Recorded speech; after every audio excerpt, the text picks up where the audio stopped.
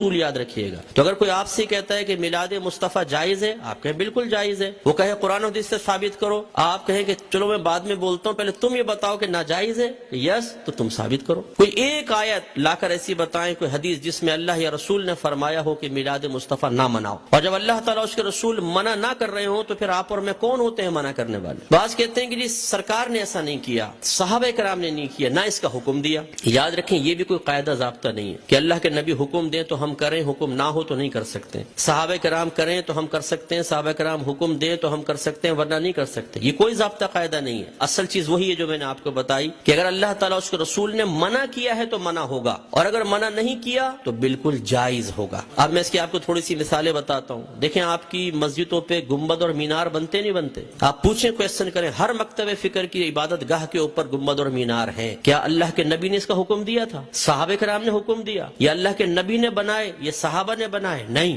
یہ بہت بعد کی ایجادات اور ہر مسجد کے اوپر ہیں۔ یہ کیسے بدعت اور ناجائز کیوں نہیں ہو جاتے؟ قرآن پاک پہ زبر زیر پیش سرکار کے دور میں نہیں تھا، نہ صحابہ کے دور میں، بہت بعد میں لگے ہیں۔ 6 کلمے سرکار کے دور میں باقاعدہ اس طرح مرتب شدہ نہیں تھے، یہ بعد میں ہے۔ ایمان مفصل، ایمان مجمل پہلے نہیں تھی، یہ بعد میں ہے۔ اور اگر سرکار کے ہی دور کو لے لیں، سرکار نے قرآن کو مجتمع نہیں کیا تھا، صدیق اکبر کے دور میں ہوا ہے۔ سرکار کے دور میں اور صدیق اکبر کے دور میں تراویح 20 رکعت ایک امام کے پیچھے نہیں ہوتی تھی، عمر فاروق رضی اللہ تعالیٰ عنہ نے کی ہے۔ اور ان پہلے 3 ادوار میں جمعے کی صرف ایک اذان ہوتی تھی جو اذان ثانی کہلاتی ہے۔ پہلی اذان حضرت عثمان غنی رضی اللہ تعالیٰ عنہ نے ایجاد فرمائی ہے۔ یہ ایک بازار تھا، وہاں پر ایک مقام زورہ تھا۔ جب مدینے میں وسعت پیدا ہوئی، اذان ہوتی تھی، دور تک آواز نہ پہنچ پاتی تھی، لوگوں تک اعلان نہ پہنچ پاتا تو آنے میں دیر ہو جاتی تھی۔ تو پھر آپ نے فرمایا کہ ہم ایک اذان اور شروع کریں گے جو اصل اذان سے، جو دوسری اذان ہے اس سے آدھے پونے گھنٹے پہلے بازار کے پاس ہوگی، تاکہ لوگ ہوشیار ہو جائیں اور جمعے کی تیاری کر سکیں۔